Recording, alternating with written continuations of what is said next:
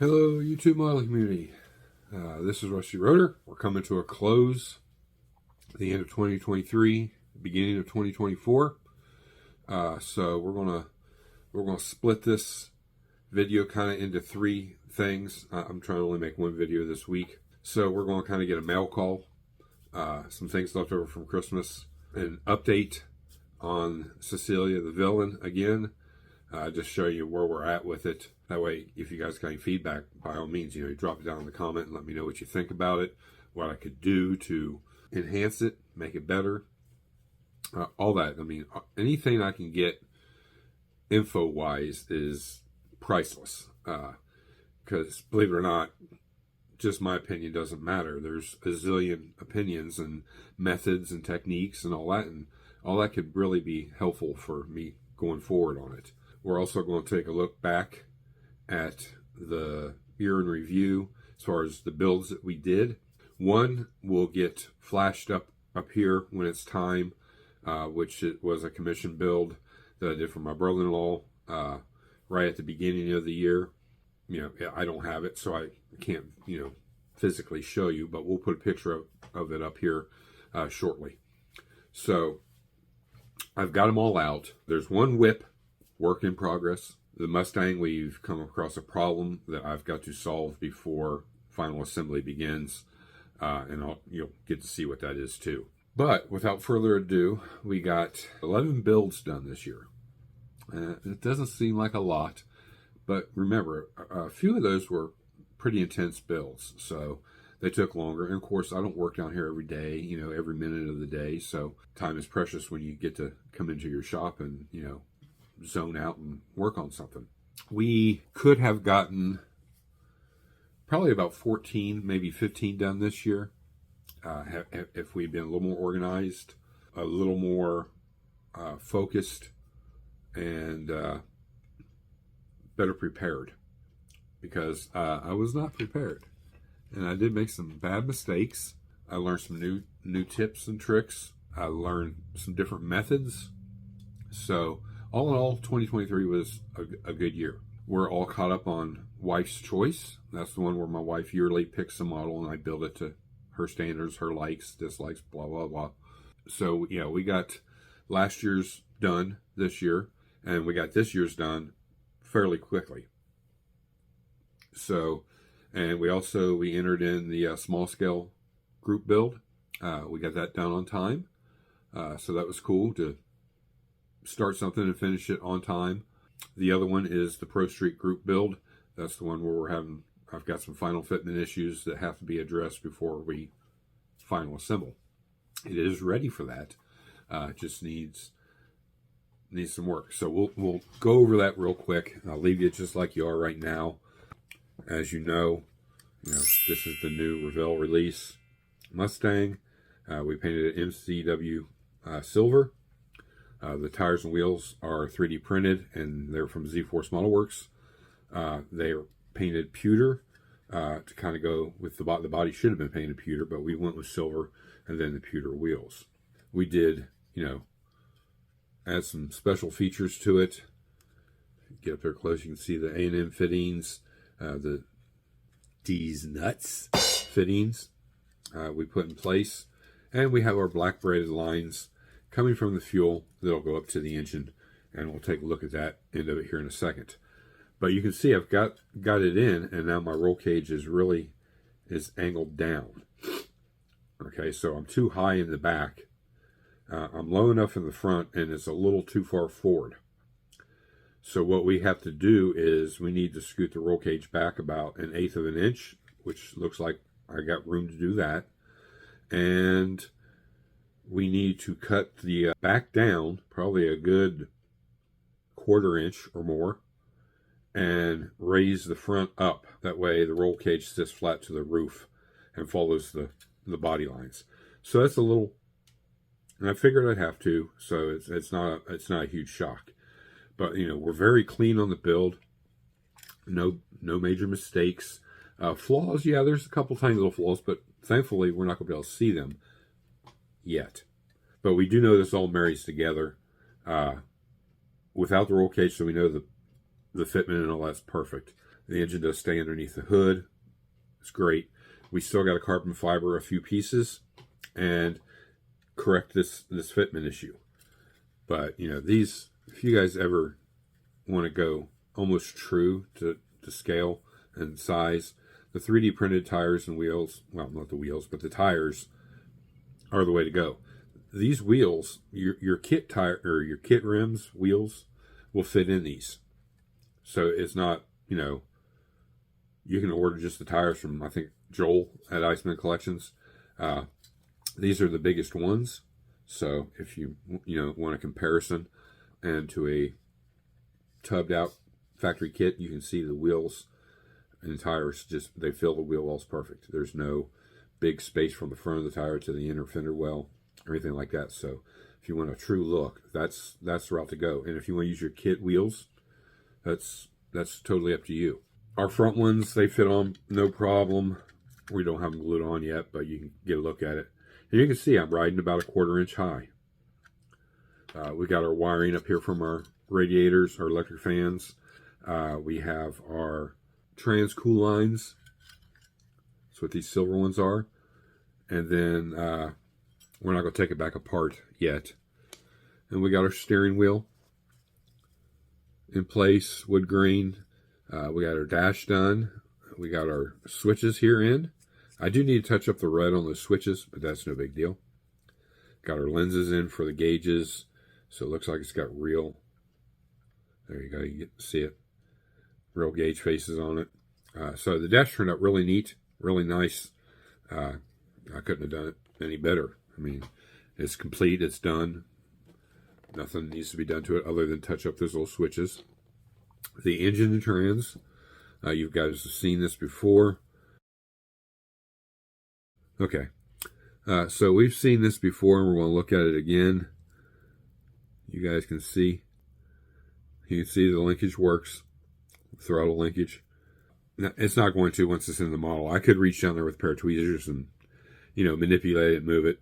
That's fine. If I had a lot of time and I could get a micro servo, and put up underneath the dash and hook it to this, that it would actually move and function. We're just not going that far with this. I may visit this technique down the road for something else to make it more animated, but right now we're riding with a finished engine. Those black braided lines we talked about, there's a fitting up here on the top, a T-fitting. Those go into there, one on each side, and then you can see there's the fuel into each side already. And then one of the black ones goes in the back and then on the top. One's a return line back to the tank, one's a feed line. So we got to get those connected. All of our wires, they'll go into a MSD box. And then we got to get our exhaust together. But we've already lined the exhaust up so we know it's all going to fit. Maybe some fine trim, whatever, you know, just to get it all to marry up. But it has married up before and fantastic. So, you know, we're happy with the outcome of that build this year. I wanted to get it completely done, but the roll cage is going to be an issue, and it's something I want to play with slowly because, again, I want to take this to a show, so I want it, you know, nice and clean. That Mustang is kind of a big project, but not a big. It's big with subtleness, I guess. I didn't go all crazy trying to get everything, you know, 100% accurate. We do have all the details we need there, and they are all plumbed and wired. We just didn't run the brake lines. We didn't do all the, you know, all the crazy stuff, but we do have some craziness in it. So I'm happy with it just the way it is. And I know within a week or two, I can have it all finished, wrapped up, and put in a display case, and it'll be ready for the show next year. So the second big build, actually it was the first big build of the year, we'll turn it around, was my beloved 32, which got it got reaction at Acme. I mean, a lot of people were ooh and ahhing over it, but it didn't get picked for any pictures. But it's common. A lot of people do 32s, and it doesn't matter how you do it. It's a fact of a lot of people do them. And we knew this one was a big build. This one's completely plumbed, wired, every little thing detailed. You know, all the little rivets on the door trim panels are photo etch. We scratch built the rumble seat. so on and so forth. But we know, it took a long time. So we've got that one. That was our first big build of the year. The second big build was a combination of the two. We had started on Jay's. You guys know this one. He still hasn't come to pick it up yet. This is all done. We've made a lot of mistakes on this one that were correctable, and we learned a lot of lessons, a lot of different techniques, new things, so on and so forth. Jay's turned out really nice. A lot of it's all scratch built and just using pieces I had, which was the whole design in the beginning.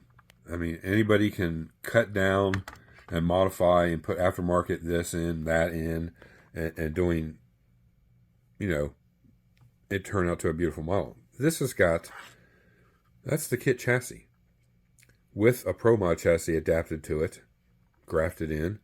We scratch built the drive shaft. It's got 3D printed coilovers. All the fuel system is 3D printed parts and my design. It doesn't mean it's real, that it would function in real life, but, it looks the part. The exhaust tips are from a different kit. We just did a lot of work and fully plumbed and detailed. The most detailed model I've built to date. And it's not mine, unfortunately. But I got a zillion pictures. I can get this from him anytime I need it to take to a show if I want to. I don't know if I will. I mean, it's a possibility. But this took a long time. This almost took the whole year. And again, it's painted poppy red by MCW. This would be the red they use on Richard Petty. The only difference is using a different primer changes the outward appearance. With the black primer, it gives more of an orange appearance. And that's what you see on Richard Petty cars. This has got a very, very light gray primer. So I get the true red shade out of the car. And then the hood's sealed in the bag, keep dust off of it, and you can see it's all trimmed. Hood pin plates are in. The trim's done there. The front of the car, we got the emblem in thanks to Terry. The new grills are in. The cables going up to the hood pins are in. We got a blank plate for Jay to put whatever license plate he wants to on the front. Probably one of his own. And, we followed it up with Rusty Rotor in the back. This has the most aggressive. I thought my GTX, the moss green one, had an aggressive stance. This beats that to me. So, yeah, we're very happy with the outcome of it. And, couldn't be happier. So now we'll move to the small scale since I sit here in front of me. Made quite a few mistakes on this, but we had a blast building it. Remember, this is hand rubbed lacquer, just like it would be on the real car. So it's not super shiny, but it's shiny. And it fits the part of the era. We got it all done. This is basically the same thing I built for Old Tom, Rambler 69, which is another one that will get flashed up here somewhere. So we actually did 12 models this year. So that's not too bad. Nothing, there's no engine in this, so it's, all curbside. We detail painted the interior. We got some ideas from Tom on this and some, right way of doing some things. And you can see underneath, it's a base little kit. It's more of a toy than it is a model, but, we built it. We had fun. We got it done by the deadline, and that's really all that matters. So there was that one. For a slump buster, whatever you want to call it, we have the VW van we did by Hasegawa, the House of Gawa. It was a fun build. I made some mistakes on the paint. This is a candy paint, and you can see I got light instead of an even coat, and that created some problems. And the more I went, the darker the paint got, which is what it's supposed to do, and I wasn't going for it to be this dark. But overall, our tape lines are pretty clean. We could definitely have gone back and cleaned them up a little bit more. But again, this was just a slump buster. This is something I built for the club, and it never did get taken and shown yet. But it will. Overall it turned out good. We scribed all of our panel lines, our windows in. Everything needs cleaned up a little bit. I still need to put my personal tag on the back. See? So a couple little things to do, but yeah, nice slump buster. I love the color combination. This is like a champagne gold. It's a tropical glitz color, and you can see I got it heavy in areas, and it pooled, and then it got light. So this was a learning curve on using candies and pearls and everything else. And then we 2K cleared it. We should have wet sanded it. We got a lot of orange peel in it. It's not show worthy, but it is definitely shelf worthy. And I had fun building it, and it went together really nice. Nothing special underneath. The tires do turn. So, we got that for a display. The molded in engine, we detail painted best we could. And like I said, overall, it was fun. And that's all that matters. Another oldie, this was wife's choice of last year. This thing fought me for over a year.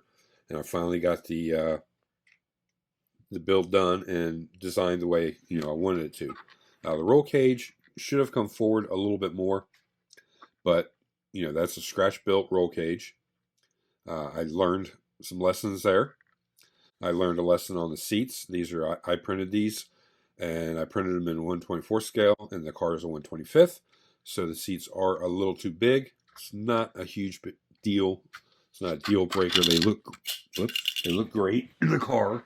But you can see we put a ton of work into this one. The little nitrous solenoids are all scratch made, plumbed into the intake. So it's got direct port injection. Our radiator hoses, all of our battery cables, electronics are all plumbed and wired. Used an MSD distributor. That's just a plate. It's 3D printed. The distributor itself came from Morgan's Automotive Detail. You guys know them. I use for every build. Tires and wheels are Steven Zimmerman. I used decals from Hero Boy for the tires. The ladder bars are 3D printed. Traction bars, whatever you want to call them. And then we just detail painted the exhaust, and we put some tips on it, and it turned out really nice. My wife really liked it. The interior is painted up. We did the shift pattern on the knob. It's got the harnesses, seat belts, whatever we did on this one. The nitrous tank, and it's plumbed, and it's painted the Destroyer gray. Paint is pretty nice on this one. Hood fits good. That was our intention, to keep the engine underneath the hood. It's got that 632 big block. This does need to be polished a little bit. Got some edges that are, noticeably not as smooth, but not bad. And then our calipers and rotors, those are photo etch in the front, big rotors in the front, and 3D printed rotors in the back. So, just mixing up a little variety, giving it a little look. So we have it, and it turned out really good. So Wife's Choice 23 is a wrap. We just need to find our little trim piece and get that glued back on there, and it'll go in a display case and, sit there for years. Moving on. This is another build we took to Acme. Thanks to MGSF for the trans kit for the body. It's Tamiya kit itself, using the MGSF trans kit, Mercedes-Benz 300 SL Fat Boy edition. We got it posed. The hood is supposed to be open, so I have to open that back up and put the hood prop on it to keep it up. But this got photographed, and apparently it's going to be in the magazine. So it was definitely on the online version, which pretty much means it's going to be in the magazine. So keeping our fingers crossed that it makes it, and hopefully old Tom's appreciation build gets in there too. So, this was not a slump buster, but a fairly cut and dry build. We learned some new techniques on how to blend the putty in to make it all seamless, like it's all one piece body. That turned out really nice. The paint is candy apple. Well, it's just candy red with a galactic silver base underneath and black primer. So we got a really nice, beautiful finish on it. It is really smooth, and it fits the part. So that was a fun build. And then we did our two quick builds. Both Chevelles, one a 66 and the 70 SS. If you remember that, that's done in a blue a dark blue metallic, the white stripes. Few mistakes made, but learned a few techniques along the way. They're pretty detailed underneath the hood. This one really more so than the blue one, but both equally detailed. One has Z-Force Modelworks wheels and brakes, and another one has Steven Zimmerman tires and wheels and Z-Force Modelworks brakes.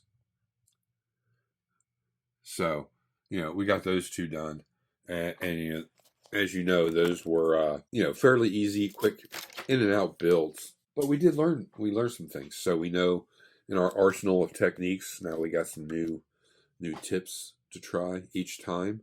We learned our lessons. We memorized them. We wrote them down. Don't do this again. Make sure you're doing this when you're doing that type thing. So as we advance, hopefully we get better and we get better and we get better. Because I'm not that great of a model builder. I do a decent job, but I've got an art background. I have a mechanical background. So I know kind of how things I can transfer from a real car, the images of a real car in my head, to a model car. So it really adds a touch of realism that normally most everyday model builder would not do or have. But that doesn't mean anything by any means that I'm this great model builder. Because I'm just the average Joe. Some of them I do a really good job on, and yeah, they're probably worthy of, a high-end modeler. I'm just an average modeler. A lot of people place me in a higher category, but to me, myself, I'm just an average modeler. I'm not without flaws. Let's put it that way. And I've built a few that have been as close to flawless as you can get, which is good, which means I'm getting better and better. And that's the name of the game. So if you guys remember, at the beginning of the year, we did a project from our brother-in-law. It was a Budweiser race team, the NASCAR, and the truck. We focused on the detail in the NASCAR. Had a nice driver. We detailed that all up, added decals. The cockpit of the car, we added appropriate plumbing and wiring to what it needed. The engine we kind of left alone. And the truck we built just to resemble Budweiser race team. Underneath the hood we left it stock. It was a Mobius kit. We had the same fitment issues. We adjusted those as we went. And right here will be a picture of the race team. Learning curve on that was a little more research for decals, I guess. I could have done a little bit better on decal placement and which ones to have on it. But at the end of the day, it looked the part. My brother-in-law absolutely loved it. It's displayed in his house. And that's all that matters, is that he approved and he likes it. And, that's the way it is. Another build we did, it was a big build. I did it in secret. I didn't want anybody to see it. During the whole build, only 2 people had seen the build, other than family, of course, but which was Brad, which lives down in Florida, by Tom, and I kind of got some ideas and tips, and see if he approved of it. I knew Tom would, type things, and that went really smooth. And then a good friend of mine, Mike, that lives in southern Kentucky, he's not on YouTube. He watches the videos from time to time. He'd seen it, the progress along the way. That was a big build. It had a lot of firsts in it. First LED, lit up the headlights, modifying the trunk space because it was a voided area, be able to hide the power box, a way to get in and out of it, to change the battery if needed, turn it on and off, and yet have no visual wires anywhere. It worked out very well. Build overall, not flawless, but came out as a super nice model. I mean, I plumbed and I wired everything I could possibly plumb. A lot of it's not even seen. So I took pictures along the way and sent those to Tom. That way he could get a grasp of what is what and how it's ran, and so on and so forth. He was very happy with the build. I know it's going to sit on the shelf. He's going to treasure it, and that's what it was all about. Paying homage to a gentleman that's done a lot for the community, and it was a pleasure doing it for him. He's become a super great friend, him and his wife both, and I value that more than anything. Same way with Brad and his wife, and numerous others. So, here's a picture of it. This is the appreciation build. It's the 1940 Ford Deluxe convertible. We built it in the convertible with the boot on it.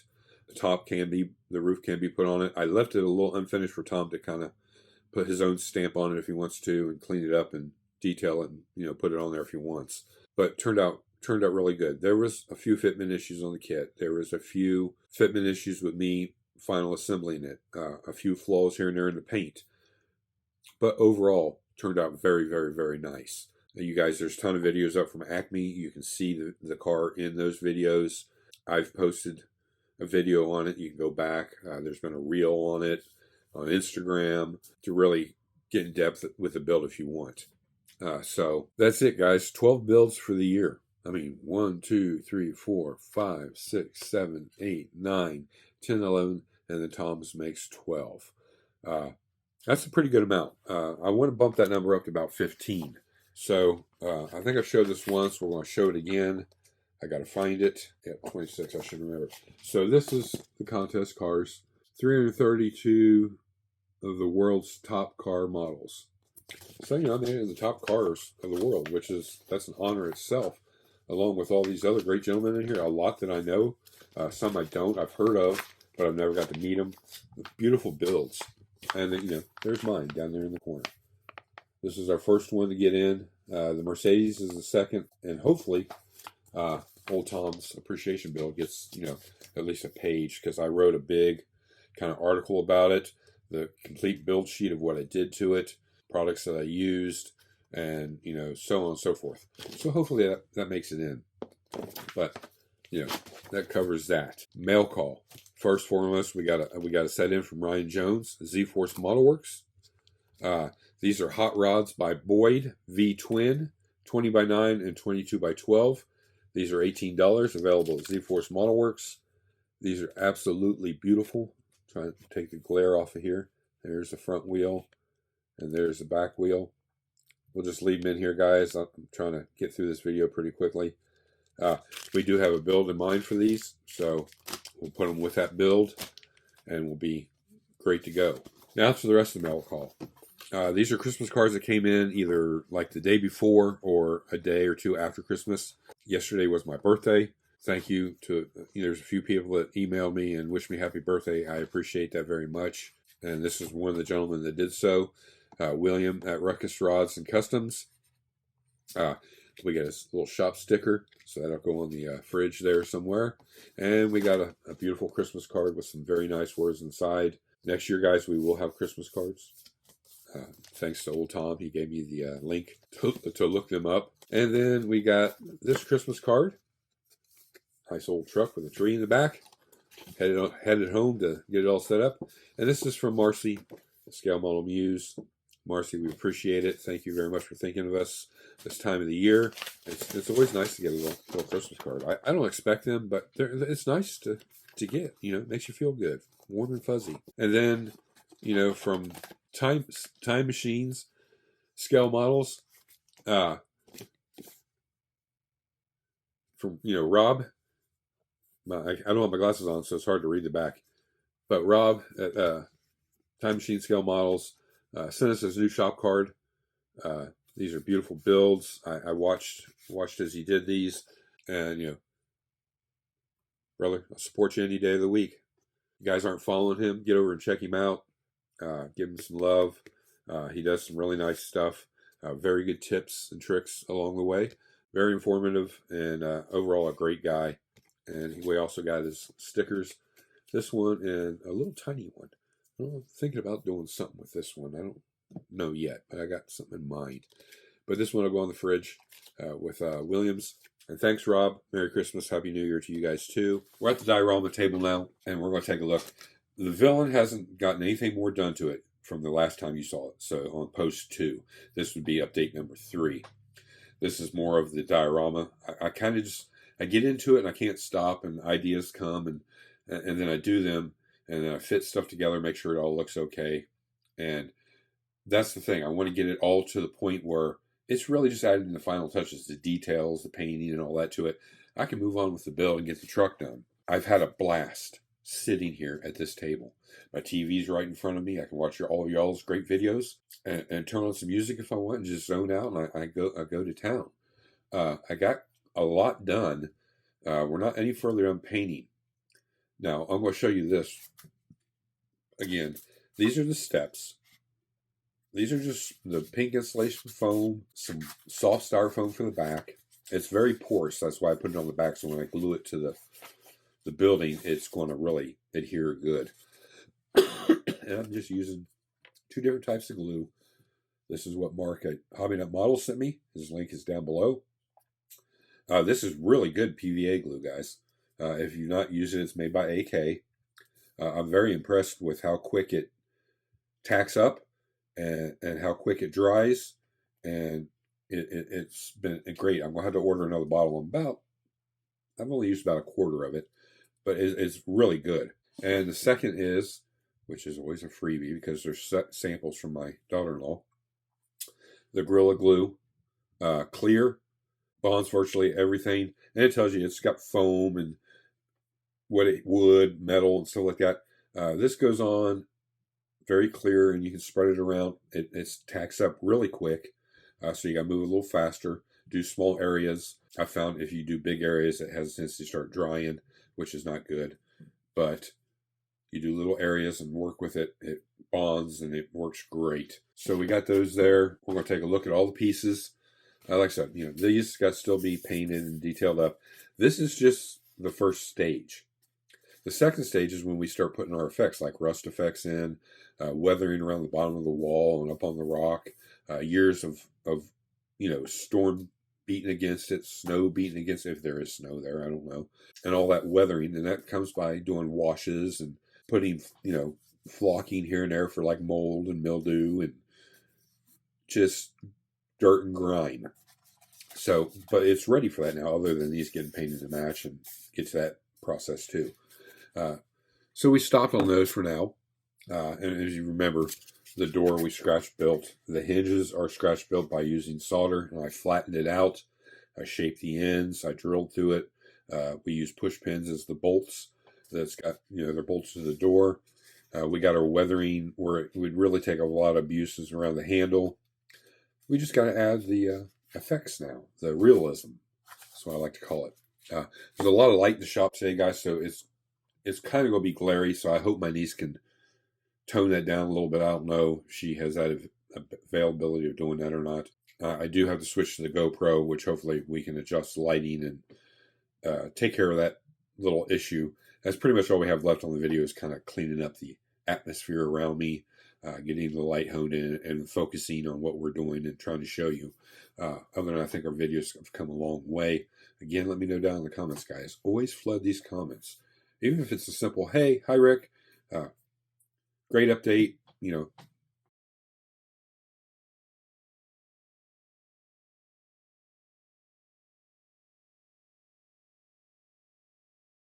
You look down in the comments. You'll see how people, how they do that when they put it in there.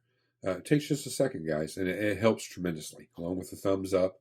If you're not subscribed, hit that subscribe button. Hit that bell notification. You'll know when these videos come out. 2024 is going to be a great year. We're already a little ahead of the game, which is awesome.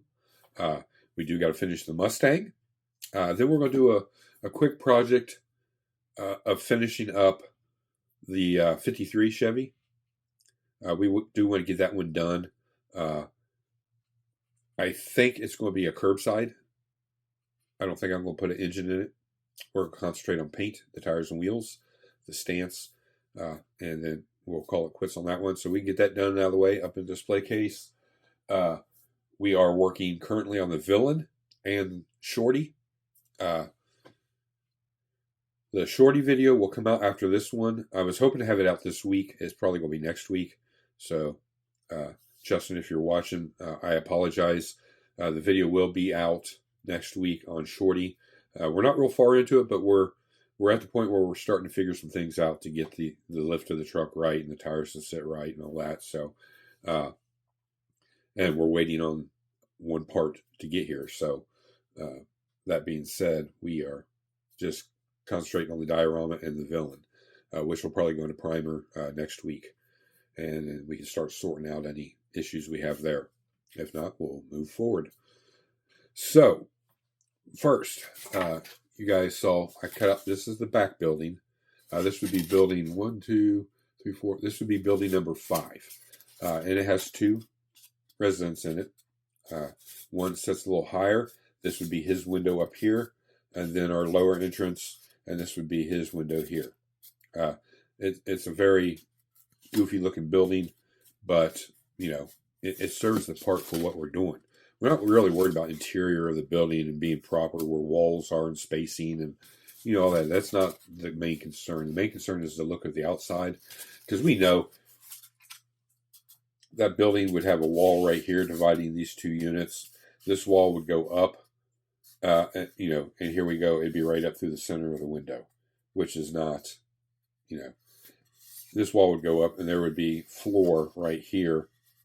Now, this would have to go up and notch over for another floor, or the floor here. So it's not aesthetically correct, but we like the way it looks, and the finished product is really going to look good. So it's okay.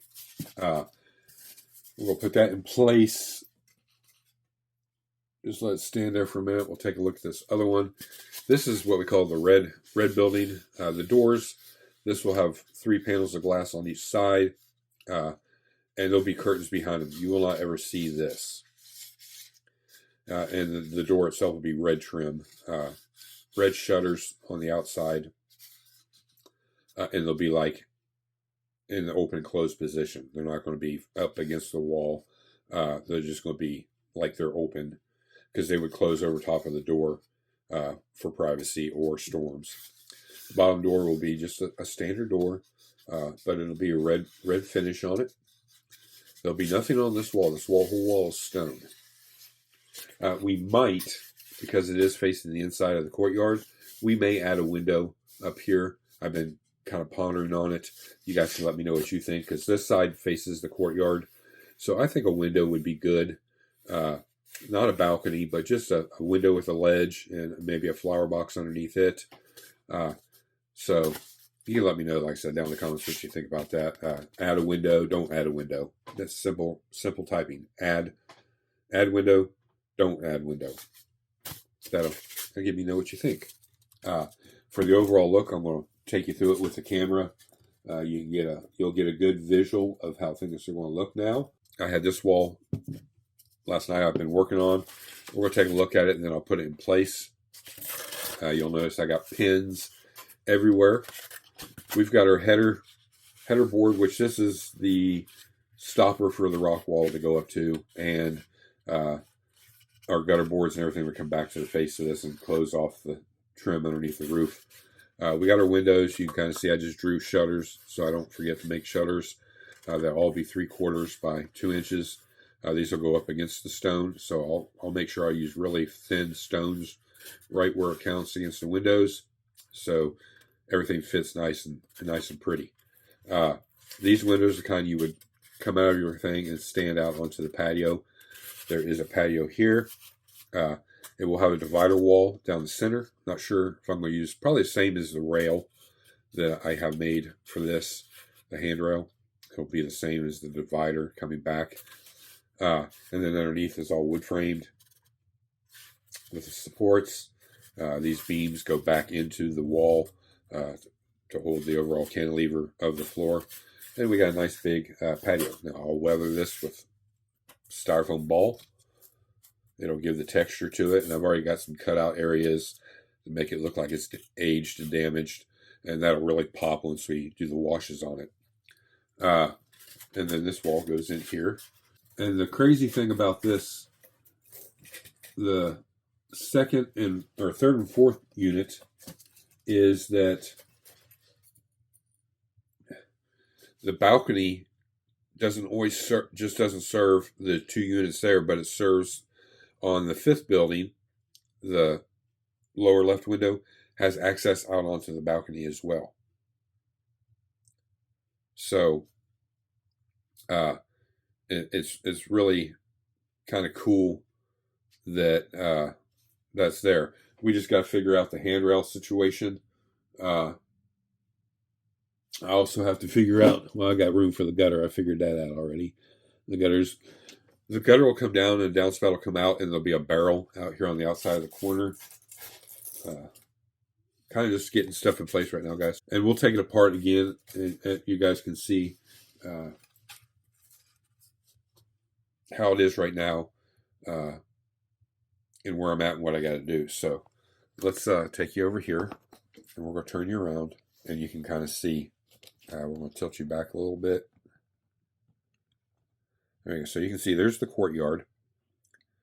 There's the red building right there. Move you back here. You can see that's the 1, 2, 3, 4. That's the fifth and sixth building back there facing us with the arch doorway. And you can see how that one window has access to that balcony also. It's just a cool feature. And I may actually cut it back to where it just ends at this window. Let me get you up here so you can see. It'll end at this window right here on the edge. So I'll cut that floor off and reform the bracing underneath. That way the handrail can come back and go back to that wall. Or I will add to the face of this window and move this window over. Again, let me show you. I'll fill in here or pad out and then cut back this way with the window. That way the handrail can go straight to this wall. So we got, options. That's the best thing about building a diorama. You got tons of options, and it's not too late to do something. But, we got this wall pretty much all rocked. The flat areas you see, we still got to put stones in. Every stone is hand carved by me. Each patio is hand carved. Each windowsill is hand carved. All these were hand carved, all these stones. The pavers we did using that technique. I just gridded it off, and then I took my knife and cut everything, and then I came back through and rounded them off. And we'll take our styrofoam ball and go over top of them to really weather them up. And then we'll pick a few out here and there and chunk them up and like damage. We have our place where our tree is going to go. We got to weather that up, and then that'll get filled with dirt and PVA glue in our tree when it gets here and look the part. Now, all of our little bricks that we hand cut, we just left gaps on purpose everywhere. Some fit tight, some were really loose, some big gaps, but this all gets plastered in as like the grout line, and it'll all get weather painted. We have our manhole cover area, and then we bricked around that. And we continue our bricks on, so I got to come back here and trim all the bricks off flat and square it off. Our sewer drain goes right here. I'm either going to have to scratch build these, or I'm going to have to ask somebody to 3D print them, because they are Italian design, and that's what I wanted to fit the part. And then we have our curb, and they are marked off, and all, the gaps weathered up. Some are damaged, like down here there's a little damage to the curb, and we'll roll the foil ball over top of it and ding it up more. So yeah, now we're kind of ready. This is final set. The only thing I have to do is adjust this patio, I think, or scoot the window over. And I think scooting the window over is going to be the best solution, the easiest anyways. And then we got to get our roof on here. It's an L-shaped roof. So if I take this building up and move it, you can see I've already got the first stone on here. The stone can't go past this point. This is my gutter board is on, and then our roof will come up a very slight slope into here, and then we'll mark this wall. That way we know where we run a stone up to this rake board, and that'll all be filled in with stone, and then we'll have our little L-shaped roof right there from that building and this building. That'll join that together. It's not the same as the roof on this building. It's a little bit, it's the point of view. We're looking at it down this way. So there's more here, less as we go. So it'll have the little raked roof back to here, like it ends there.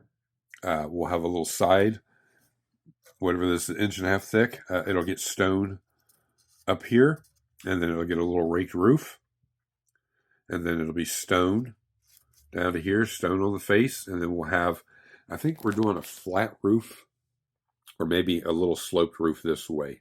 I haven't made up my mind yet, but sorry guys, a little sloped roof this way to close that up. We do have our balcony marked. This gets a little terrace coming out on it, balcony, whatever you want to call it. And it'll get the handrail around it, and it'll have the little supports kind of like this one here. This goes to the first unit. You know, they have their entry door, a window, an upstairs window, and then a walkout where they can have their morning coffee or tea or whatever out here. And then this is the entrance to the upper unit that would be next door to this over here upstairs. It's just a smaller unit. And then this is a lower unit here. So there's 1, 2, 3 units in this building, or 2 buildings. And then there's a unit there. So that's what, 1, 2, 3, 4, 5, 6, 7, 8, 9. 9 units within 1, 2, 3, 4, 5, 6 buildings. So now you kind of see where we're at, what we've done this year. The 2 projects for the beginning of the year, which is this diorama and the villain and Shorty, are already actively going. So we're getting a little running head start. The diorama, once I get to a certain point, I won't be working on it for quite a while. I've got to get all the finishing stuff, which is like the turf, the grass, the flowers, the vines, and, you know, some other things, a few other figures, and I'll have to get them painted. She's almost done, but not quite, and I think I have another one of hers, so I can paint her different for a different area. This is the villain. He's not Cecilia, but he's the villain. He's the driver of the truck. He's delivering fresh fruits and vegetables, flowers to the village, or this part of the town. And we know the villain will sit out here on the road. I'll drill a hole when I'm all done down through the center to run the wires, and I'll put a piece of straw and I'll paint it black. Whatever comes above the road and in between the top of the road and the bottom of the truck. That way it's not visible, you know, it's kind of blacks it out. And then, like I said, I can remove the truck and I can set the truck on a different piece that we're going to be doing to take to shows, just so I don't have to take this big thing with me. And it's not real big, it's super light. We do have to get some veneer to cover the sides and around the bottom. We got a piece of plywood this has got to get glued down to give it a sturdier base. And then we'll put our veneer, we'll paint our veneer, we'll trim everything off, you know, from there. So it's going to take some ingenuity here. I got to get me a perfect line and get that. Well, I already got it, looks like, where it meets the side here. So I've got to shave the side somehow. I got to do something here. I haven't figured it out yet, but we got time. So I hope you enjoyed this video. It is not super long, but it's a little long. I want to say thank you to all my past, present, and future subscribers, especially sticking around through all our trials and tribulations through the year, all the, you know, adversities that we've come across, trying to get subs and getting them and losing them. And we're still fighting that. I think we're at 985. We're just not getting anywhere. So I don't know what the dealio is with that. So a way to do it is, guys, you know, subscribe to the channel. It's free. Tell your friends, family, share the video with somebody. Maybe they get interested in it and they want to see how this diorama is going to turn out. I think, me, myself, and I, is a really cool project with all the stonework on there. Once it all gets painted, and then we start doing the weathering on it, and then we start adding all the fun stuff, all the little details, the gutters, downspouts, the barrels, the flower pots everywhere, beautiful flowers and foliage in it, and really, really weathering up the courtyard and the street, and then the finished product is a truck sitting there. It's dusk. It's got his headlights, marker lights are all on, lights up in behind the building. I think it's going to look really cool. And, you know, let me know what you think, guys. Any ideas? What should I do? This? Should I do that? I shouldn't be doing this. Those types of things. I will have to ask my good friend Ernest. I think if he can 3D print the drain cover, the manhole cover for me, give him the measurements for the patio rails. I still got to make this other one first. And then this little window up here, I think is going to have a wrought iron cage over the window with a flower box below it. So I'm going to have to get those and get them painted. Then I get to rusty and crusty it, weather it once it's in. And the handrail for, of course, this little single patio over here. And then we'll have to have a handrail for here. And then the one coming down for the steps. So I got to take a lot of measurements, write those down, and see if Ernest can even do it. If anybody else is up for the challenge, we are not able to do any 3D printing right now still. On designing these and wants to be part of this, just let me know. Send me an email, and I will be glad to take some of the burden off of Ernest from making these crazy things for me, and give somebody else a chance. I'm always willing for other people to get their designs in here. You'll get full credit for it. Of course, I don't take credit for anything I didn't do. Only the stuff I build. I mean, I built the diorama, but some of the pieces are going to have to come from somebody else. I would really love the clay tiles for the roof, all the roofs. It's a lot of pieces, but I want it to be correct looking. You know what I'm saying? Italian clay tile roofs. You can Google, there's a zillion pictures. But I need somebody to design that and print off, I don't know. I'll give you the dimensions of the roof, and then you can figure it out how many, and just send a crap ton of extra just to be safe. The rails will be more of a precise, from the wall out to the face. Everything will be to the rock or stone. So I'm going to try to make those stones pretty flat, right where the rail would mount to the wall. So it's even measurements. So say like 2 inches out by 8 inches long, and scale height to a figure, which would be about from here to here, waist high for all the rails. The steps are going to be pretty easy because they're just going to come out to the corner here. There'll be another post here, and then down the steps halfway, and then the spindles, all in between. So we just got to get to those points where I can start taking measurements. But if anybody's wanting to help out and is good at designing stuff 3D, we're going for 1950s Italy. Tuscany is basically where all my informative pictures came from, inspiration. So if that's the period, you need a period to look at to get the designs. And that's about it. I have a barrel. I'm going to use a barrel out of the new release, whatever year it is. I think it's a 39 Chevy van.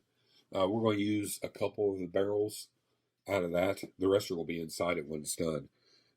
One barrel for out here on this corner, and there'll be a barrel back here off the corner of the red building. And then back here somewhere, I think we're going to put a little fountain out here in the middle of the courtyard.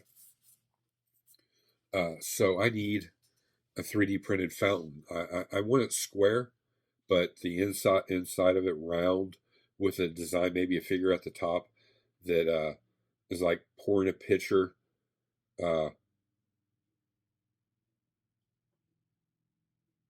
into the fountain. And I tell you why. And I want it all hollow. Because my good friend, maybe I shouldn't say that in this. My good friend, old Tom, Reveler 69, said it should have running water. And guess what? Since he said that, I've been sitting and dwelling and how can I make it real water? So, this is my thought plan and my design. If we can make a fountain, or I can have somebody make me a fountain in scale, not a real super tall one. I mean, to give you an example, it can't be no taller than 3 inches tall from the bottom to the very top. And probably the base of it would be about 2.5 inches square. So by designing it, the interior part of it would have to hold water. And the upper part of the design, if it's a figure holding like a pitcher, uh, she would have to be hollow. So we can drill a hole through the back of the pitcher and run it down her arm. The tube will be using a small tube, very small tube, hollow rubber, and work that down through her arm and through her body down to through the bottom and underneath the diorama. And then I'm going to split off that and run up the back wall, and it's going to dump out in this corner to the gutter, and it'll run through that gutter and down the downspout and into this barrel sitting out here on the corner.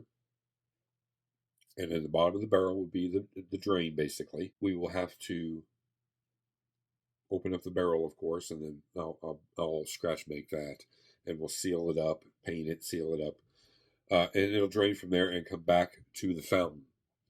It'll be a little T up underneath there. The water will drain from the bottom of the fountain along with the return line from the gutter, and when it's all hooked up and the little pump is turned on, it should pump water from there through the fountain down and come up the gutter and down through the gutter and down into the barrel and just return. I'm going to use rubber line. I'm going to have to find some really small hollow rubber hose, a little tiny pump, the smallest one I can find. They do make them for micro aquariums and stuff like that, and we don't need a lot of water flow, just enough to work it up into the gutter, and it'll come down and around, drain into the barrel. It'll come up underneath, and then it'll return to the pump, which will kind of like an electrical circuit, will complete the circuit, and the water will pump and it'll be coming out of the fountain, and it'll run through the gutter. Just give that little touch of realism. Thank you, Tom. Where would I be without friends like that? You know where I'd be? I'd be lost.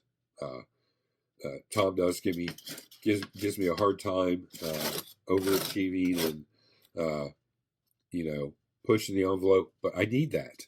And by him giving me those ideas, which are really, it's hard, and most people wouldn't even tackle them, my mind starts working out a solution to those problems to make that actually happen. So we are going to try to do that.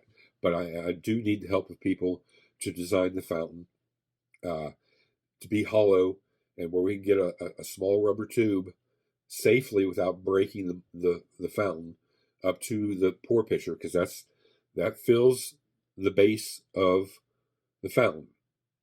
From that fountain goes down to the pump, which will take that water and take it around and bring it up through the gutter and down through the gutter and down through the barrel and return it back. So,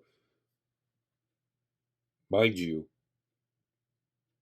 the design has to be pretty good to where it'll hold water on its own.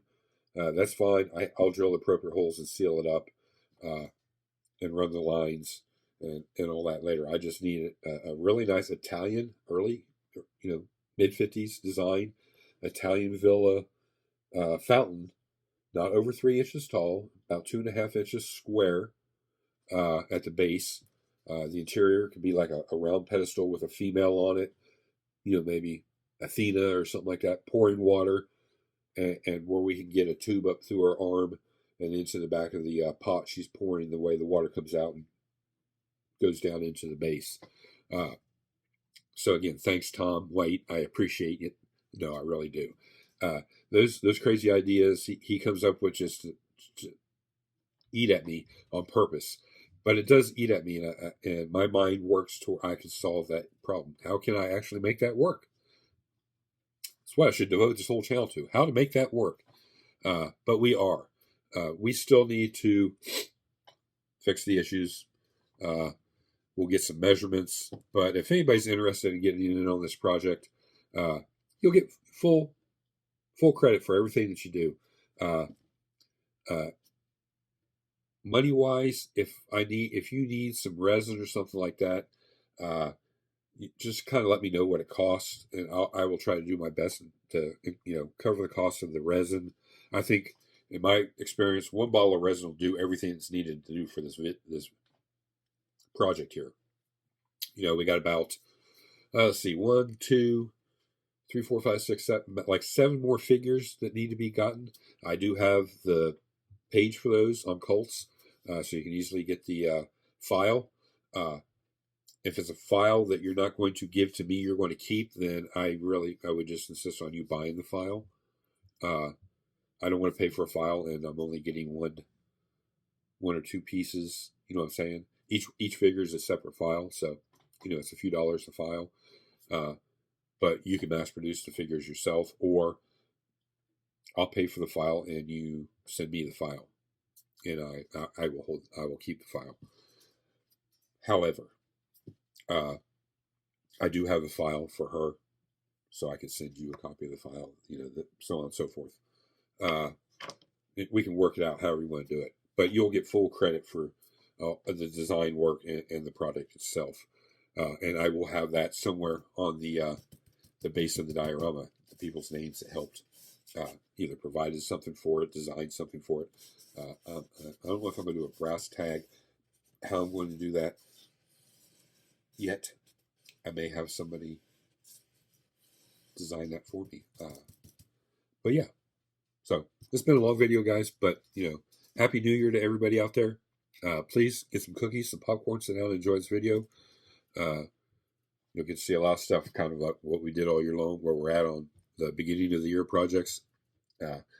Shorty, there's not a lot to show you right now, but we will have the video out probably next week showing quite a bit more and where we're at on it. We do want to take it slow with that. That is another build for Acme, so we want to be very precise in how we do it. So until then, guys, it's Rusty Rotor. I'm out.